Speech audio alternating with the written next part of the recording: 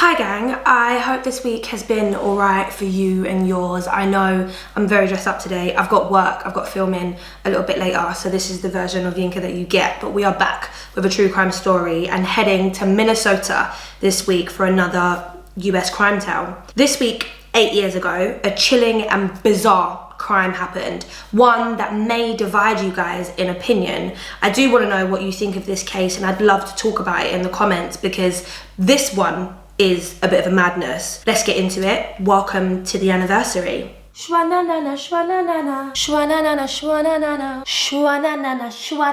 Okay, so first of all, I need to tell you who Byron David Smith was at the time of committing these crimes. Byron Smith was 64. He lived alone in Little Falls in Minnesota. He was a retired security engineer with the US State Department who had never been married. He claimed at his trial that he had been burgled at least half a dozen times. And don't worry, we're not going to get into the trial just yet. I know I'm skipping forward. I just wanted you to know the kind of mind frame that he was in on the 22nd of November 2012. He had installed a home security system to protect himself. He had started carrying a gun even inside his home, and he even started stashing water and food in his basement. He was a paranoid guy who seemingly was ready for attack. On the day of the break-in turned murders, Byron Smith had been visiting neighbours when he saw Haley Kiffer, I think that's how you say her name, Kiffer, driving towards his home. He suspected that she was responsible for the other burglaries, the 6 that had taken place before, and he said to his neighbour that he needed to get ready for her, and he left and went home. When he got there, he turned on an audio recording device that he owned. He removed the light bulbs from the ceiling lights and he positioned himself in a chair in the basement that was obscured from view, and he sat there and he waited. He waited until he heard the window upstairs break. He waited until he heard Nicholas Brady, who was Haley's cousin and only 17 at the time, climb in through that window. He waited for 12 minutes with his gun in his chair, hidden in the dark basement, until Nicholas Brady descended the stairs. The whole thing, by the way, is captured on audio. Now, I'm not going to play the entire audio recording because it is harrowing. It's the sound of 2 kids being assassinated, essentially. But I will play you a little bit. You're dead.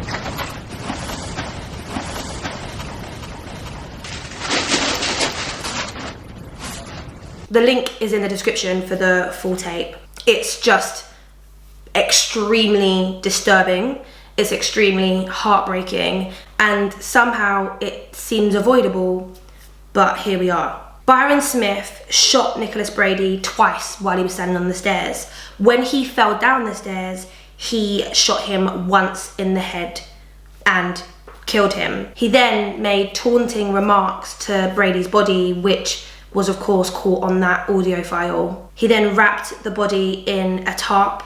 He dragged him into another room. He went upstairs. I'm not sure what he did up there, but 10 to 15 minutes later, he ran back down to the basement, reloaded his weapon, took up his previous position in the obscured chair, and waited for Haley. Minutes after he repositioned himself, Haley enters the home and she could be heard calling out her cousin's name. She's looking for Nicholas. She made her way down the stairs into the basement and Byron Smith shot her. She was wounded, of course. She fell down the stairs. On the recording, now these are the bits that I'm not going to play because it's the sound of somebody's life just being annihilated, but I'll tell you what it says. On the recording, Byron can be heard saying, "Oh, sorry about that." Now this is when his gun jams. It's followed by Haley saying, "Oh my God." Now this is really quick. I had to listen to it a few times. It was really quick. She says, "Oh my God." She sounds extremely scared. He shoots her again multiple times in the torso, and while this is happening, she's still screaming, "Oh my God." And then he shoots her in her left eye. He repeatedly calls her derogatory names. He drags her into the other room. He threw her body on top of her cousin's. And then he shot her another time under the chin, finally killing her. And Haley Kiffer was 18 when she died. I'm not condoning them breaking into a house. I'm not condoning them break into a house trying to burgle it, but this is horrific. The deaths were not reported straight away because Byron Smith said that he did not want to bother law enforcement on Thanksgiving. He admitted to shooting both teenagers, including the execution shots.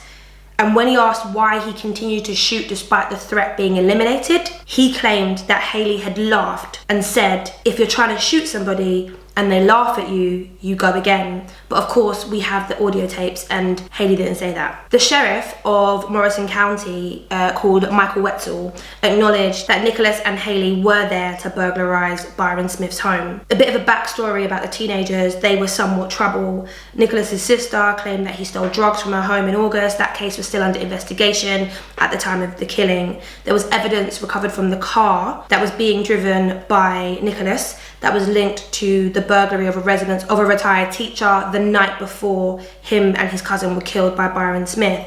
So they weren't angels by any means, but not being an angel doesn't mean that you deserve to die. Byron Smith's statement to the police described delivering the kill shot to the heads of both of the teenagers after he had shot them on the stairs and they lay wounded on the basement floor. In the same police interviews, he acknowledged that he fired more shots than he needed to, and he said that he fired a good, clean, finishing shot into Haley's head. And this is where the case gets a bit mad, because under Minnesota law, the initial shots that Byron Smith fired could have been deemed legal. The teenagers, although unarmed, had entered his property without his permission with a view to burgle it. But the subsequent shots after the threat had gone, after they had been demobilized, were not justified because the threat had been removed. Sheriff Wetzel said that the law doesn't permit you to execute somebody once a threat is gone, and of course, Byron Smith and his defense team went down the self-defense route in the trial, but a number of actions taken by him made that story hard to prove, and even the actions that he took in the lead up to the killing and even after meant that he was charged with first-degree murder as opposed to second-degree murder. At first it was second-degree when he initially went in for the police interview, and then they upped the charges to first-degree murder before his trial because his story just didn't ring true to the self-defense trope that him and his defense team were advocating for. These are some of the points that made it difficult. Byron Smith had moved his truck earlier in the day. He claimed that he did so in order to clean his garage, but prosecutors argued at the trial that it was an attempt to make his house look abandoned